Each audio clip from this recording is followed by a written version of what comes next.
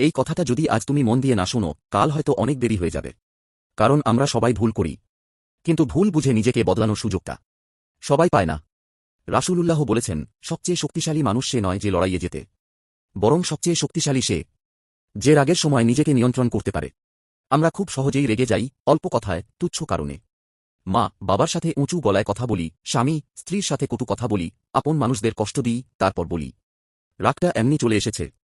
কিন্তু আমরা একবারও ভাবি না, এই রাগের মুহূর্তে আল্লাহ আমাদের দেখছেন, আমাদের কথাগুলো লিখে রাখা হচ্ছে।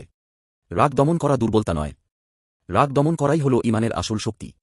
যে মানুষ আল্লাহর ভয়ে নিজের জিহ্বা থামাতে পারে, নিজের হাত থামাতে পারে, আল্লাহ তার মর্যাদা দুনিয়া ও আখিরাতে দুই জায়গাতেই বাড়িয়ে দেন। হয়তো আজ চুপ থাকলে তুমি হারবে না, বরং আল্লাহর কাছে জিতে যাবে। যদি এই কথাগুলো তোমার হৃদয়ে লাগে, একজনের সাথে শেয়ার করো, হয়তো আল্লাহ তোমার মাধ্যমেই কারো জীবন বদলে দেবেন, ইনশাআল্লাহ।